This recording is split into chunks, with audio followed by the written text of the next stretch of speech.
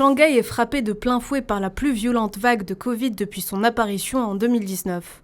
Les 25 millions d'habitants de la capitale économique de la Chine sont depuis plus de 3 semaines enfermés chez eux et pourtant, le variant Omicron continue de ravager la ville. Dès mars dernier, le bilan ne cesse de s'alourdir. Il s'élève à 87 décès, dont 39 ces dernières 24 heures. Un lourd tribut pour le géant asiatique. Alors qu'il cherche à être en phase avec sa stratégie zéro Covid, la Chine semble en peine à gérer la situation. Shanghai totalise depuis le début du mois de mars près d'1 demi-million de cas recensés. Les données épidémiques publiées ces derniers jours montrent que la situation actuelle à Shanghai reste difficile et complexe.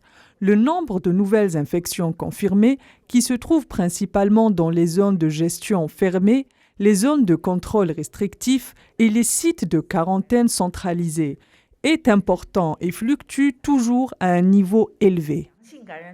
La quasi-totalité des Shanghaïens sont confinés chez eux, l'approvisionnement en nourriture et l'accès aux soins sont particulièrement difficiles. Le confinement très strict appliqué par les autorités chinoises suscite de plus en plus la colère de la population.